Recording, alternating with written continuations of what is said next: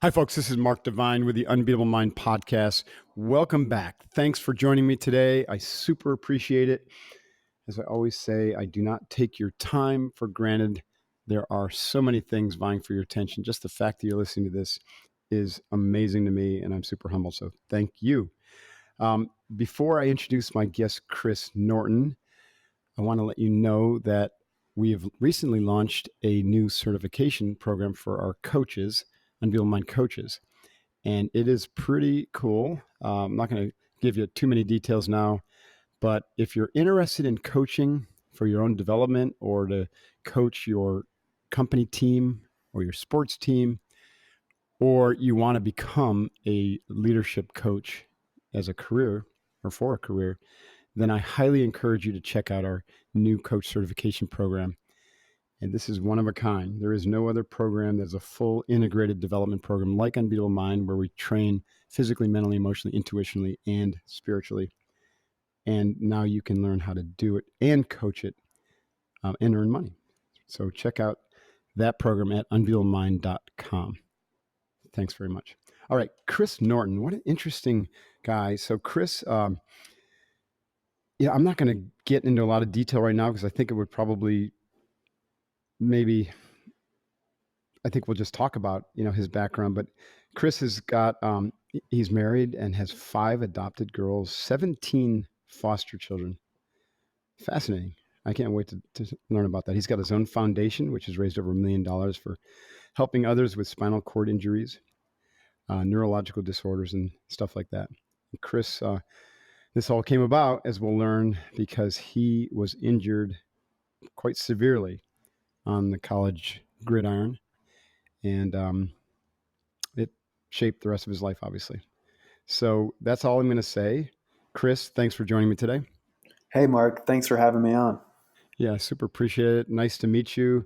I know I'll speak for the listeners. We can't wait to hear your story, how you overcame such tremendous challenge.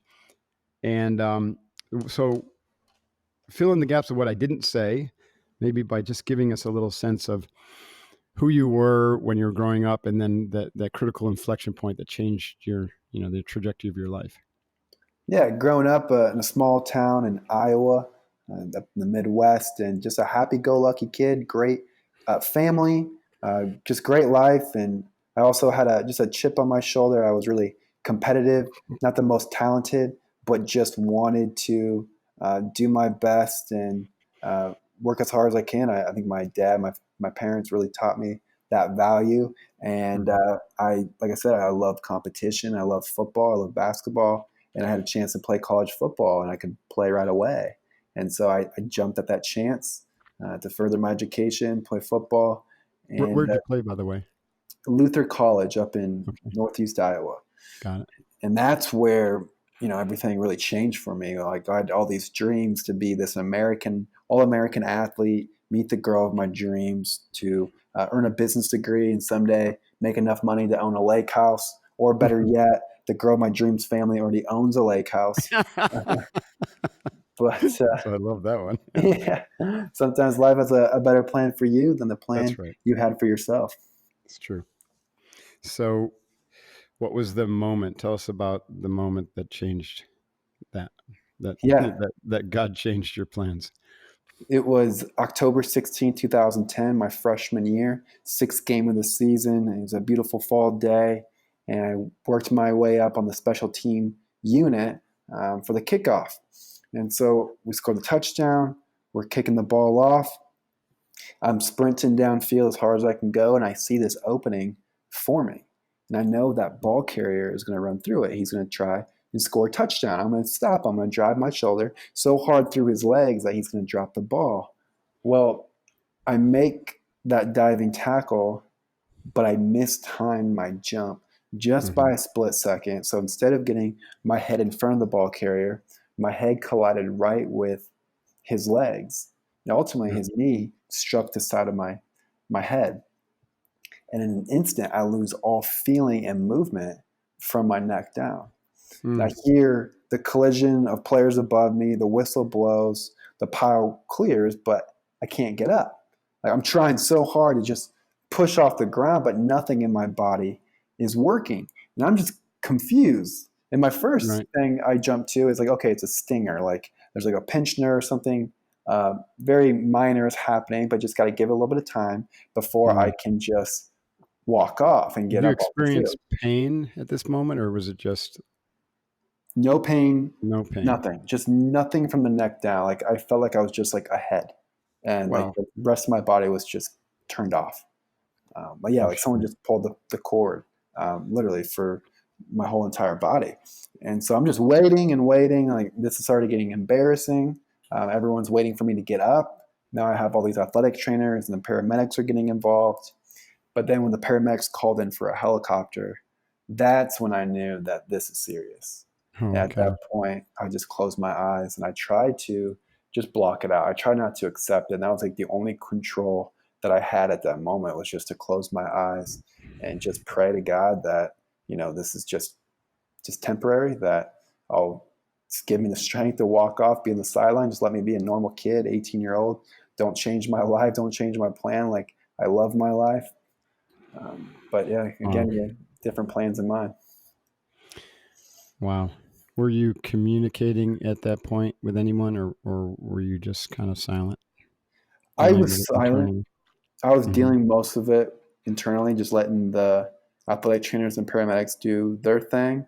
Now they ask me questions like, hey, Chris, can you try making a fist with your hand? And I try to make a fist with my hand, try to squeeze it, and nothing happened. Then they would Hmm. ask, Chris, can you feel us touching your leg? And I just say no. It was always no. I couldn't feel a thing. And so it was almost getting more and more frustrating the more they had me talk and answer those questions. Wow. And after you were able to communicate with your parents, what were they going through at this time? Obviously it was traumatic for them, but Yeah, can you they were describe what the experience was like from their perspective?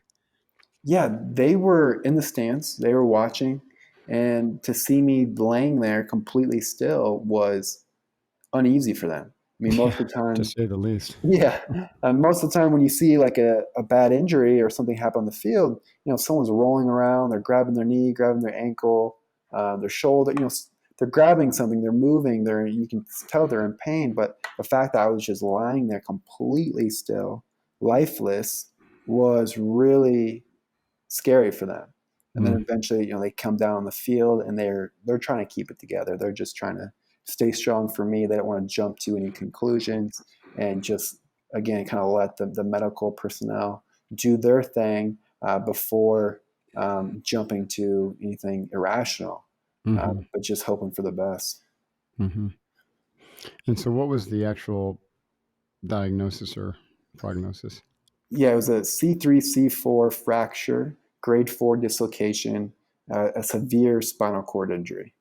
And I Mm. was after surgery that night.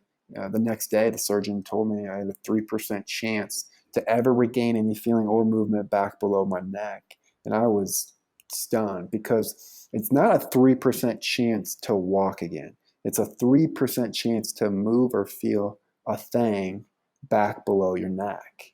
Three How percent did they chance. even come up with that number? I mean, that sounds pretty random. I know, right? I agree. I have no idea how they come up with those numbers. But like it's something that I probably need to really reconsider because the fact is some people would really buy into those odds and buy into Right. those The numbers. self-fulfilling prophecy, Yeah, syndrome, right? So why try if it's only 3%?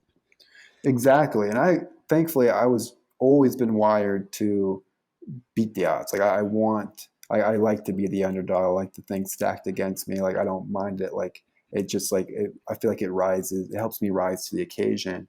And so, I was It's a determined that pretty I was going to be. extreme way to prove that to the world. Yeah, I wasn't asking for that, but like Right. I've always had that kind of mentality of like even if it doesn't look like in my favor, like it doesn't mean I'm going to stop, doesn't mean I'm going to quit. Where So do you think that attitude came from, Chris? Was it an attitude that your father instilled in you, or do you think you were born with it? yeah, I would say definitely my dad always had that kind of that grit, never quit kind of attitude.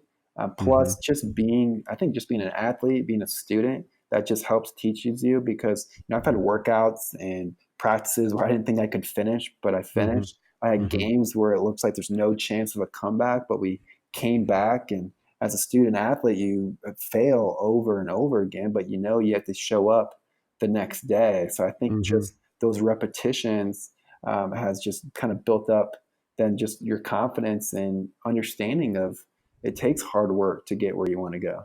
Right. Now you were in Iowa, you said, right? Was Yes, Did you work with your hands at all? Like there's a lot of farming going on up there. I Were you an didn't. outdoor kid, or what did you do as a youth? I mean, Like as a youth, I was an athlete. I mean, I just was always athletics? playing. Yeah. Yeah, like I Right. was playing catch in the yard. We were, doing something with my friends, but always like active. Um, Mm-hmm. we weren't farmers or anything like that, but just sports was my life. That was my identity. So having that taken away from me in a blink of an eye, I was really lost. Of okay, now who am I? Like, will people Mm-hmm. still care about me, love me, and have Mm-hmm. I lost myself? Those are some right away questions. And will I ever be happy being in a wheelchair? Will I ever meet a girl that would want to be with me? Just Mm-hmm. all these things started pouring in, all these doubts and fears. But I knew wherever I just did not want to accept where I was. Like I just had to do something about it. Mm-hmm. So describe for us a little bit of the recovery process. What was that like? And when was well, first describe the recovery process, and the follow-up question I might as well ask it is at what point did you see a glimmer of hope? Like, oh my God, I can do this kind of moment. I would say honestly, the first day after surgery, I was able to shrug my left shoulder. Like Oh that was the wow. first movement I was able to get was just one little shoulder shrug, and Did that that was surprise the doctors, by the way?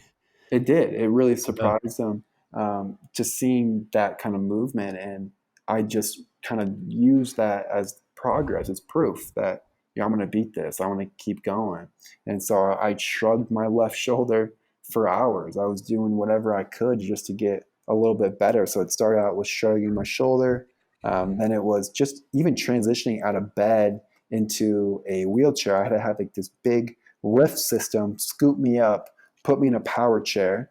And then what was difficult about being like a chair is that my blood pressure couldn't really regulate itself. So it's Mm-hmm. like if you're dehydrated, you're laying flat and you stand up quickly, you get that head rush, you get lightheaded. Sometimes you pass out. Well, that's what I felt like all the time, just Oh being wow. upright, just a little bit, just reclined even. So I had to like push through that nauseated feeling to try to get in my chair. And so I can be in my chair. The longer I can be in my chair, the more physical therapy and occupational therapy I can do, the more I can do with my arms and my legs. So that And was the more gravity can do its work too, right? exactly. Fascinating. So you had a glimmer of hope right away. That's amazing because it seems like, well, obviously the spinal cord wasn't severed. It must have been hanging on, Yeah, right? it was incomplete spinal cord Yeah. injury. So that So gave me the that was a opportunity. blessing, right? Yeah. Yeah, and then another big breakthrough happened about the 5th week mark. So at this 5th week mark, all I'm training for, all I'm thinking about and praying for is to move something in my legs. Like I want to walk again. I want to get my life back. I want to get back to college. Well, I've been able to regain some sensation in my legs, and I felt this new sensation in my left big toe. And I didn't know what exactly was going on, but it felt like it was waking up from like a Novocaine shot, just my left Hmm. big toe. And so I tell the doctor about this new sensation. Again, I'm really excited about it. Like I feel like something special is happening. And I could tell right away as I'm telling him, he could care less. And Really? so I'm begging him, like, well, can you at least take my shoe off, take my sock off, and examine my left big toe? Like, do whatever you doctors do. And he refused. He said, Chris, you're experiencing a phantom feeling where you Right. want to believe that you can feel something differently in your left big toe so badly, you tricked yourself into thinking it's real, but you Yeah. made it up. And I Yeah. was crushed. And I Yeah. knew what I was feeling wasn't this phantom feeling. I knew it was something was happening, but he could care less. Then the last thing he tells me before he walks out is that, Chris, you'll never move anything in your legs ever again. You're fired. That's what I Yeah. wanted to say to the guy. Yeah, Gee, I know. And I was with my dad, and my dad, again, is like the strongest person I know, just mentally. And he started crying. I've never seen him cry before. And I was mm, devastated. And that's when my daddy turns to me. He said, Chris, don't let anyone tell you what you yeah. can or cannot do. And I look back at him, tears running down my face, and said, never will. And I use that as motivation that, I'm going to prove this Wow. guy wrong. And Wow. so I went to work, and what started out as 1 hour therapy to 3 hours. I Hmm. asked the hospital for a fourth hour, and they said no. And I asked, well, why not? They, well, no one's ever asked for this fourth hour and never gotten it. And then eventually I did get that fourth hour. And I asked for a Mm. fifth hour. They said no again. And this time they really meant it. I never actually got it. Um, but I could just kept could your dad help you or work you out, or anyone else, or was it did it exactly. happen? Is that what Yep. happened? So then Sweet. I had my physical therapist, my occupational therapist write up workouts that my dad, that my mom, my sisters, friends could all do with me outside of my Hmm. scheduled training time. So if I wasn't Hmm. sleeping, I was working. And I think when you just work as hard as you can, good things will come your way. Well, Hmm. not Agreed. even a week later, after that exchange, on Thanksgiving morning of all mornings, I wiggled that exact left big toe. He said I would never move again. And I was so pumped. I was fired up. I was telling every nurse and therapist, you go find that doctor, who I like to call Dr. Phantom, and you bring Dr. Phantom in here and tell him to phantom this as I wiggle my toe in his face. Right. I had a lot of things I wanted to tell him. I bet you did. Thankfully, he wasn't there that day. He probably didn't dare show his face to you, Yeah, very often after that. yes, Wow. he didn't. I'm sure that you had ups and downs as started to see some recovery. What were what were the low points like? Is there anything that made you wonder if it was worth it? Absolutely. Every single night, I wondered Really? whether it was worth it. I hated going to bed. I felt like a prisoner trapped in my own body. Like I just Mm. wanted to like break out of these chains that was like constricting my entire body so badly. Mm. And Wow. just lying there, just staring at the ceiling and just wanting to just move my arm or just Mm. move my leg, just move anything to pull the covers up. And just that's when all those doubts just flood in of thinking about my future. Like, where am I going to go? Like, is it even worth trying? Is it worth all this time? Like, yeah, am I wasting my time? Like, why am I doing this? And I just could not wait for the morning. Like, I could not wait for the sun to go up.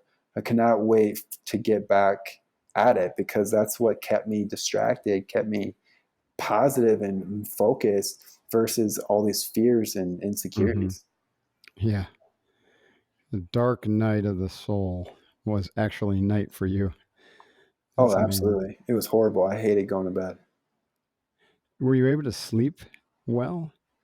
I wasn't. I did not sleep I can well. imagine. I eventually got on some sleeping medication. I took that for a number of years just because when I try to like move or adjust my body, Yeah, I like can imagine. Ooh, I would send myself into a panic attack just right. trying so hard to move. Like something that was Because extremely you had the thought that you wanted to flip over, like we all do, and you just couldn't do anything.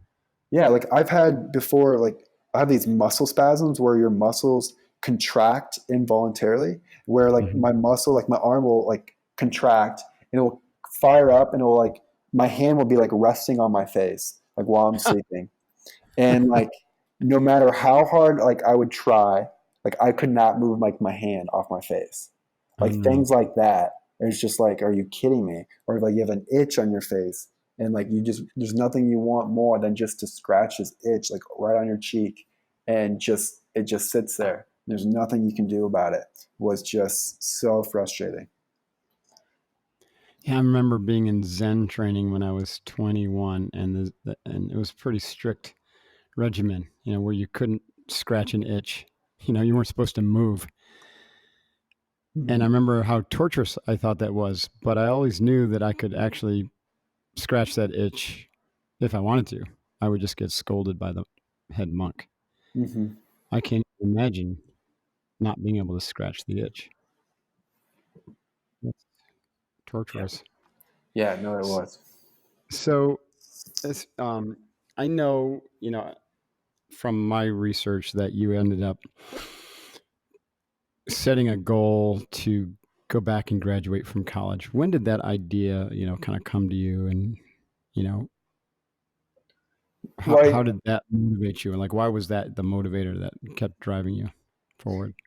Well, the goal, I mean, I always knew I had to get my education. Like that was important to me. That's always been important to my family. So that was Hmm. just kind of a, there's no questions asked that I had to get my education. And then my parents, my family really pushed me to go back to Luther College where I was attending before.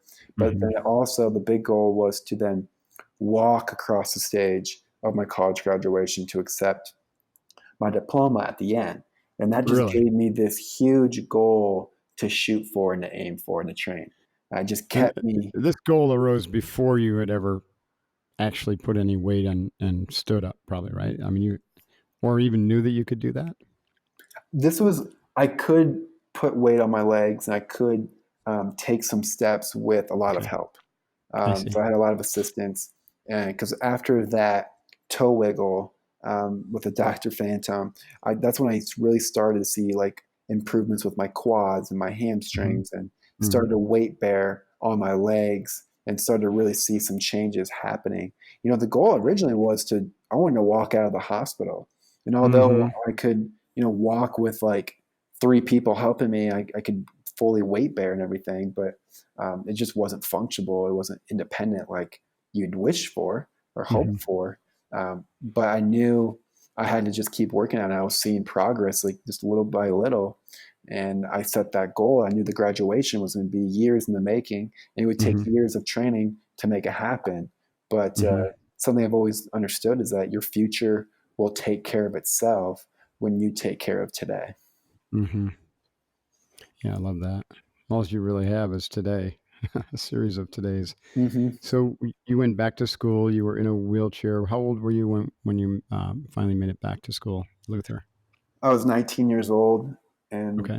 I transitioned. Thankfully, I had the support of like my older sister Alex. She moved off campus to kind of help with that transition, get me to class, and get me some different doctor's appointments. And then Hmm. also, I had some of my football teammates, friends I just made in school. They lived with me in like an apartment building where they acted as like my full time caregivers. I had Whoa. someone get me up in the morning. I had Oh, one cool. guy would get me to cross campus to class with my books, help me in the cafeteria. Someone also to drive me to different appointments. So they were all pitched in to make it possible for me to be on campus and to live Right. a somewhat independent college experience. Hmm. Wow. That's true friendship, huh? That's Oh really yeah, neat. you find out who your friends are really Right. when things aren't are inconvenient for them, but they'll Right. inconvenient themselves to be there for To you. help.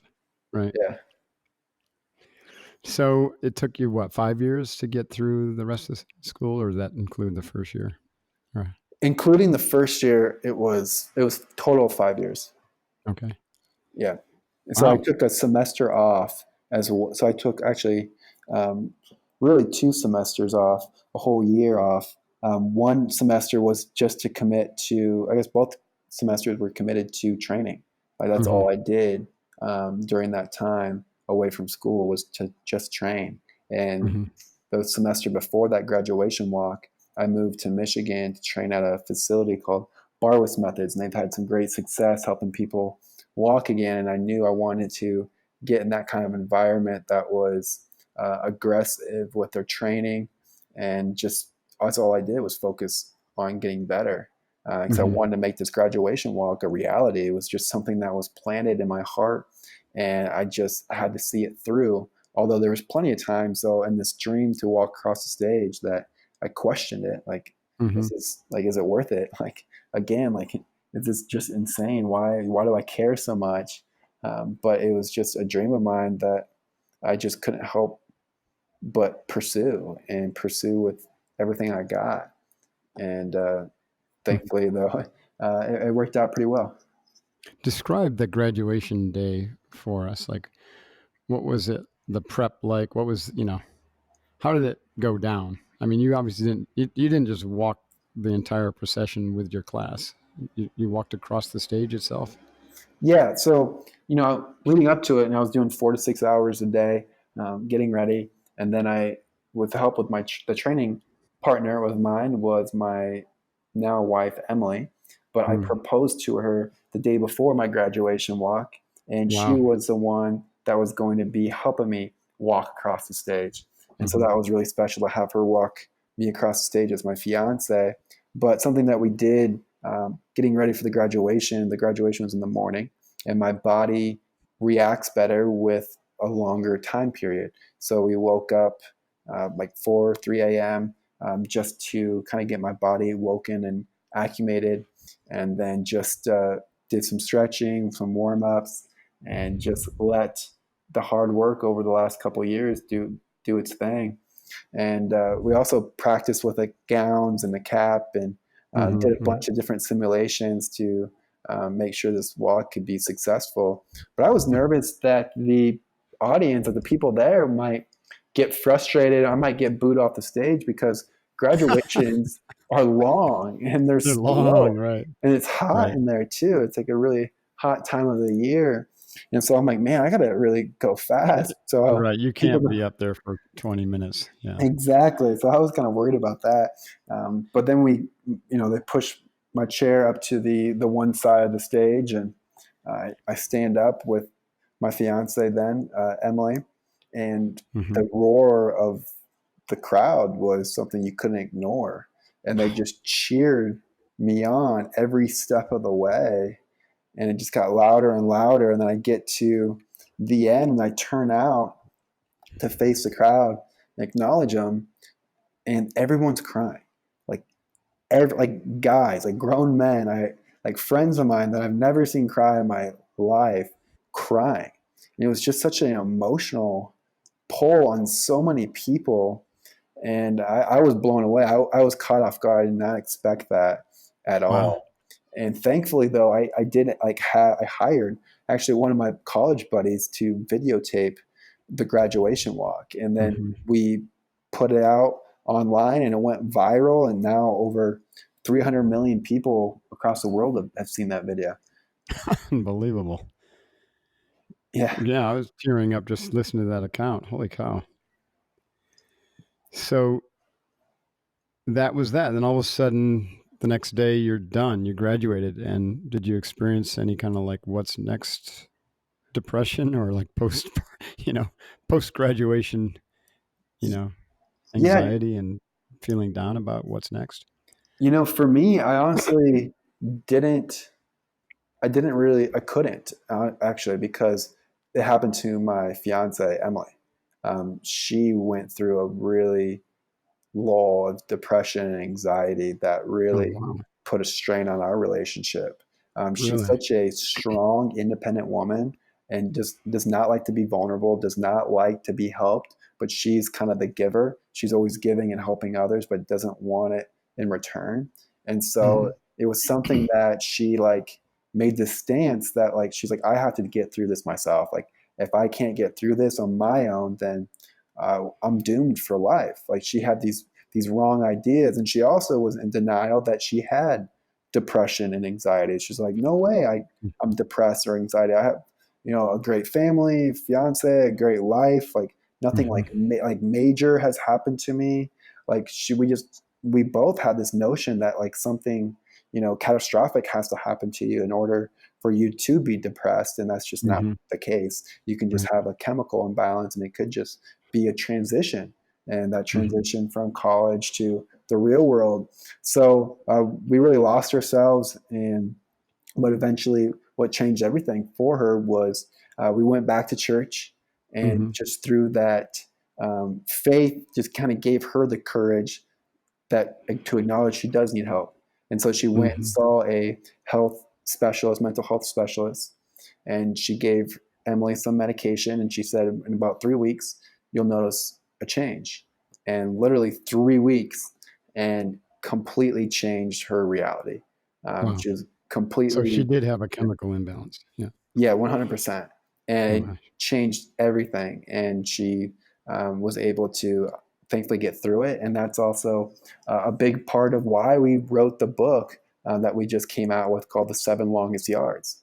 It's Mm-hmm. co-authored by my wife and I. And Oh, cool. that's a big part of it too, is just sharing that story. And hopefully people will get help sooner. Like, don't suffer that Mm-hmm. long. Like, it's okay to get help. Like, getting help is a strength, not a Right. weakness. And she kept thinking it's a weakness for her to go get help or to get on medication, but it's not.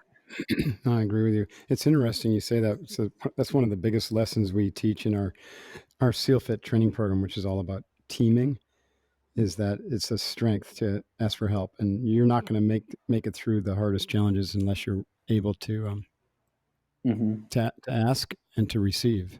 So That's right. amazing. Now the 7 longest yards. When I first saw that, I thought it was a reference to the football field and the accident, but it's not, is it? No, I mean, in a kind of in a way. So the 7 yards is the goal that I set. I'm going to walk Emily 7 yards down the aisle of our Right. wedding. And it Right. was 7 years. It was 7 years since my spinal cord injury, like from the college football game. Mm-hmm. So it was kind of ties both those in. It was also Mm-hmm. 7 yards, 3 yards further than the graduation walk. And we Mm-hmm. wanted to do it side by side, which Emily was in front of me for the graduation walk, which gives me the most support. With her going Mm-hmm. on my side, my right hip, I lose a lot of that support. And so it Mm-hmm. involved a lot more training to make sure that I could even take a single step to get Wait, those uh, 7 yards. help me understand. Visually. So if she's walking in front, did you have like a hand on her shoulder or something, or was it just Yeah. that So she was supporting you from the yeah. front? So from the front with a graduation walk, um, I was hanging on to her arms, and she I was see. hanging on to like my upper arm at So she was first. she was facing you, walking backwards. Yes. Okay, And then got it. when I start to like fatigue, she'll move her hands down to my hips and kind of Uh help huh. support my balance, Uh huh. because that's where I usually lose my strength, Hmm. is like my core, my balancing to get my Right. legs stepped through. And so that's what we did for the graduation walk. So then if you can visualize then her being facing the same direction as me, just on one side of me, I lose a lot of that leaning support that I had Hmm. right in front of me, and it's Hmm. all it's coming from is just my right side. And so the first time we actually practiced that wedding walk, about 8 months before the wedding, I couldn't even take one step. I Wow. was so frustrated, like just losing that support Hmm. threw everything off for me.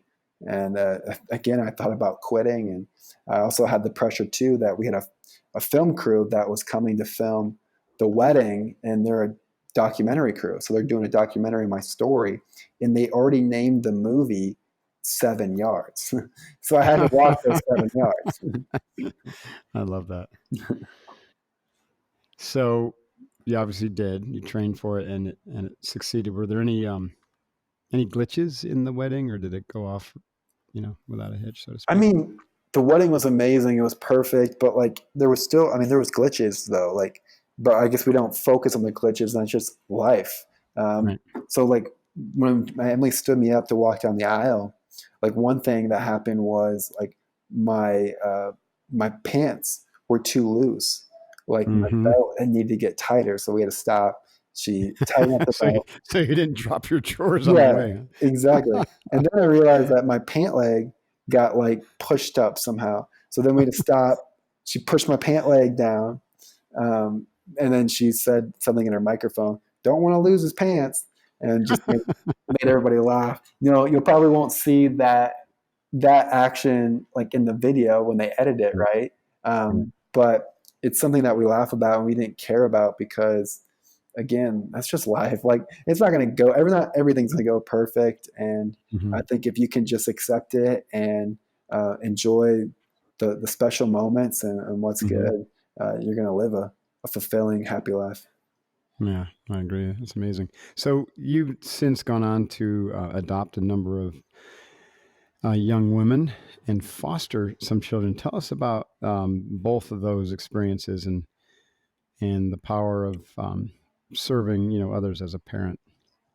Yeah, so this was really put on Emily's heart. This is Emily's Mm-hmm. calling and Right. passion, is to help children, and Mm-hmm. to help children who don't receive love, they don't receive care, and aren't safe. So Mm-hmm. that was first. She was first introduced to this girl named Whitley. She mentored this Whitley when Emily was in high school. Whitley was in elementary, and Whitley was then put into foster care, and that's when Emily realized and learned about foster care and group homes. And these group homes are just homes where kids, pretty much orphanages. They just Mm-hmm. renamed orphanages to group homes. So just Mm-hmm. kids just living in these barracks kind of thing, Mm. just with one couple people there to look after them, and their parents are out trying to get their lives together so they can get them back. But Mm. unfortunately, it doesn't always happen. And Mm-hmm. so Emily just this was called on her, and she told me about it too right away when we first met. That, hey, like, this is what we're going to do someday. So I hope Mm-hmm. you can accept that. Otherwise, we're going to have to move on from a Mm-hmm. relationship. I'm like, Mm-hmm. okay, like, we'll do it. I had no idea what it was about. But when we were 23, 24 years old, Whitley now was 17, and she called and just crying, and that she didn't have anywhere to go. She was going to be put into juvenile detention. She's been through 18 different placements. Oh my A gosh. lot of her family's out of the picture, and she's tried committing suicide. She's like tried uh, been in a lot of different laundry list of bad things have happened, and just needed a place to go. Otherwise, it could cost her Mm-hmm. her life. Mm-hmm. And so Emily and I talked about it.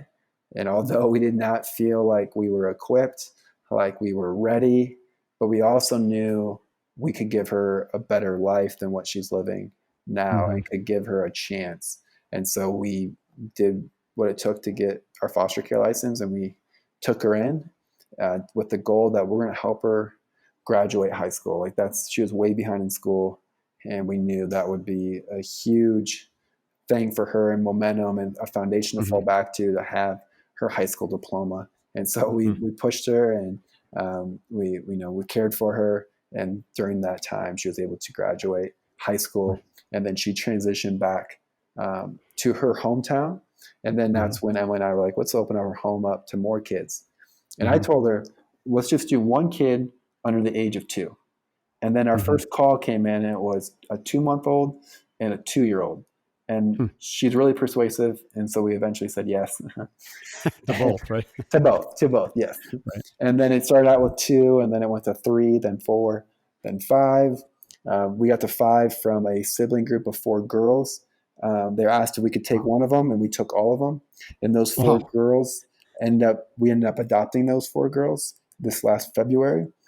And Amazing. then we even got up to 7 at one point. 7 girls too. Like, like, we have a female dog as well, so I'm like completely outnumbered. Well, Yeah, you must be able to hold the space pretty well I with your maleness. So I good on you. try. I try. But yeah, but it's been such a blessing for us. Like, we went into it thinking like we can really be a blessing to these kids and be there for Right. them, love on them, give them a safe spot. But like, they've been such a blessing to us. It's been the best thing that we've ever done. And to see the transformations and the behavior changes, and these kids becoming their best selves, and Mm-hmm. realizing that they are special, they are loved, they are cared for. Like, there is people that care about them, is really neat to see. That is neat, and I love that. The more you give, the more you receive in return. Right. I mean, that's 100%. universal lesson there. What a great thing you're doing for these kids. Thank you. So your nonprofit, tell us about that, and how you want to give back to others who are injured, and similar to what you were, some sort of spinal cord injury. Yeah, so going through my injury, I really opened my eyes to other people's stories with spinal cord injuries and other neuromuscular disorders. And because I was so fortunate to be an NCAA athlete, because when I was injured on their field, their insurance policies help cover all my medical and rehab expenses, Wow. which is No unheard of. kidding. Like it has covered so much. That's It's like millions of dollars probably, right? yeah, like it's such a financial burden Hmm. to be injured. And there's a lot of things that your primary insurance, most insurances don't cover, but this instability insurance would cover. And Hmm. so I just seeing that and meeting other people who just desperately wanted an opportunity, just a chance at a recovery and just a chance to be healthy, unable to do so just because they can't afford it. Like that Hmm. just Right. broke Yeah. my heart. And Yeah. I just knew I wanted to do something about it. So I started to get asked to speak when I was in college to give presentations. And one of the groups I spoke to was this big nonprofit. And afterwards, there's people that they're like, hey, like, can we give money to you for like a cause? Like, is there something that you need paid for or equipment? And I got to thinking about it. I'm like, well, I don't actually need anything. Like I'm actually really well taken care of, but I do know a lot of people don't.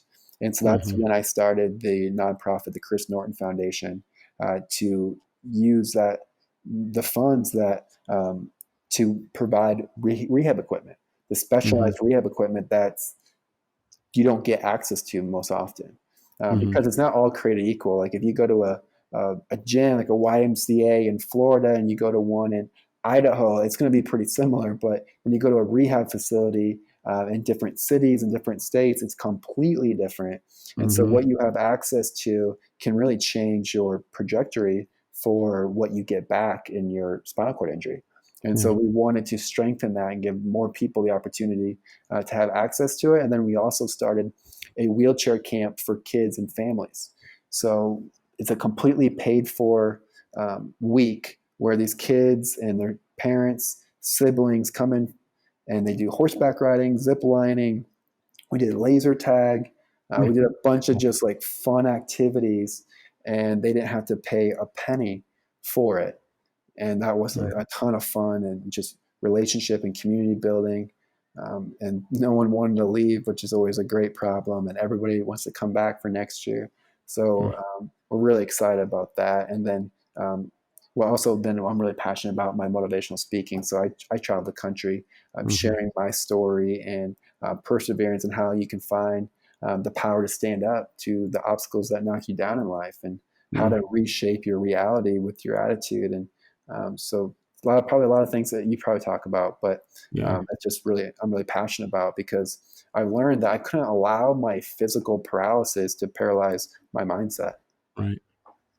No, that's such a powerful message.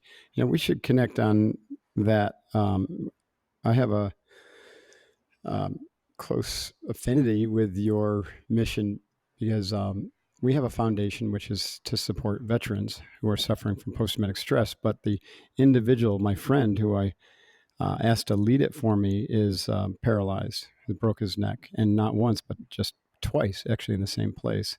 He Wow. made a almost full recovery when he broke it trampolining in his early 20s. He was an athlete as well, and was able to recover, most of his functions. But then he was fixing a light on this house he was building in Colorado and fell off a ladder, broke in the same Oh place no. the second time. This was about 7 or 8 years ago. And so I went to visit him at the some spinal institute out in Colorado. I forget the name of it. It's really Probably famous. Craig Hospital. Craig, yeah, the Craig Hospital. So I went and visited him at the Craig Hospital and showed him, gave him all the Unbeatable Mind lessons and stuff on tape so he could listen to them. And then he went back to teaching, but it was really hard for him to teach college in that state. So I brought him in to my SEAL Fit program to help, ostensibly help out, but as also to keep him under pressure, to keep him Hmm. training. And and then we started this foundation. I said, what a great person to run that. And so he's been running the foundation. But anyways, I brought that up because I know a little bit about how challenging it has been for him to try to recover. And he hasn't gotten out of the wheelchair yet. It's going to be a little harder for him because he's like 60 years old now, it's Yeah. harder the older you get.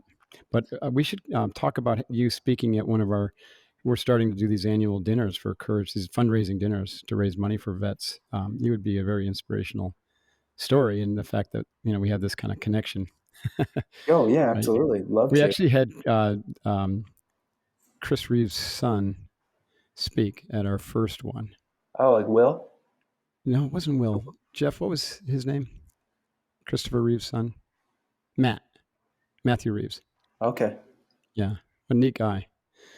Anyways, I went down a little rabbit hole there. Sorry about that, but let's connect on that. I'd love to have you out. Yeah, that sounds great. So, what is we got to kind of wrap this up, but what's the situation now with your, with walking versus not walking? Are you in a wheelchair most of the day, or are you mobile? I'm in a wheelchair most of the day. I am dependent on that. Like if I wanted to walk, I need like somebody to walk with me. I see. Like I would need my wife or a friend or someone to help me with that. So I use wheelchair full time. It's a power assisted wheel, so it's a manual chair with these batteried wheels that will Mm-hmm. allow me to get around a little bit easier. Just because I'm a quadriplegic, I still don't have full Mm-hmm. strength and movement in my arms and my hands. And Mm-hmm. so working on that and just being more independent. But Mm-hmm. honestly, I'm not training nearly as much as I used to. Obviously, now I have a lot of kids, and I'm just really passionate about my nonprofit, my speaking. Just came out with this book. We have a film coming out as well, a documentary called 7 Yards. So there's like a lot of projects and things that I'm involved with, and that just Mm-hmm. motivates me. Like I love Mm-hmm. being able to use my pain for a purpose. And Mm-hmm. in the first 5 years though, of my injury, I'm about almost 9 years out. And the first 5 years, I was obsessed that like I had to walk in order for me to be happy and Mm-hmm. fulfilled with my life. And I no longer feel that need. Like I don't Mm-hmm. feel that desire. While I'm hopeful that there might be a breakthrough in the future, I'm very content with where I'm at, because where my joy and passion and everything comes from is just like what I'm able to give to others and the love I'm Mm-hmm. able to give, and not by Mm-hmm. my physical Mm-hmm. movements. And so being able to add value to other people, inspire them, give them hope is what fires me up. Being a dad, Mm-hmm. being a husband, those are things that now I'm really passionate about. And just the training is just not nearly, I mean, I just can't do 4 to 6 hours a day anyway, Right. but Right. I'm still focused, I'm still working on it, but just working on those other projects. Right. Makes sense. Sometimes in my experience anyway, sometimes when you finally surrender to a reality, that's when openings occur, and Mm-hmm. it might be necessary, and all of a sudden, something will shift. And technology, as you say, hope is probably not the right word. It's almost an expectation.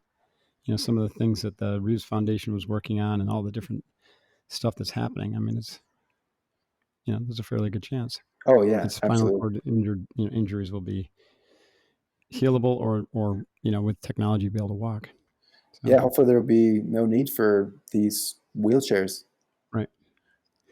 Wow. Well, awesome. So the book is The 7 Longest Yards, and your website is chrisnorton.com. Is that right? chrisnorton.org. .org. Okay. Someone got the com. I can't get the com, Oh, no. but I got the org. Okay. Well, that works. chrisnorton.org. Is there anything else that the listeners should know? Like anything you want them to direct their attention to? No, I think go to that website, and you can go a lot of different directions from that, whether it's the speaking, the foundation, the book, the film, my social media as well. I'm pretty active, and my Mm-hmm. handle is Chris A Norton 16, and I stay pretty involved with like Instagram, Right. Facebook, Twitter. Okay. Awesome. Chris, thanks very much. Thanks for being such a great example of how to overcome hardship and to serve others. I too have an adopted son, so thank you for also taking that route, and thank Emily for those of us who are adopted parents. It's an important mission, and I really appreciate that you're doing it. Thank you. Appreciate you Yeah, having me on. yeah, and I look forward to meeting you in person. Let's follow up about that potential opportunity, maybe this year or next year Let's at do our it. Courage Foundation. Hoo-yah. All right, brother. Take care. Take care. All right, folks. That was Chris Norton, the amazing individual. Please check out his book, The 7 Longest Yards, and the documentary that's coming out. You look for that. You can probably learn about all those details at his website, chrisnorton.org. And thank you for paying attention to the Unbeatable Mind podcast. I truly appreciate it. And we'll continue to bring inspiring individuals like Chris into your world so that we can learn from them. People with an unbeatable mind. And until next time, train hard yourself, stay focused, take it one day at a time, and be unbeatable. Hoo-yah, Divine out. Hey, this is Mark Divine. Thanks very much for watching the Unbeatable Mind podcast on YouTube. You can also find the podcast at iTunes, Stitcher, SoundCloud, Google Play, and unbeatablemind.com/podcast. Be sure to check out the new episode released every week. Hoo-yah.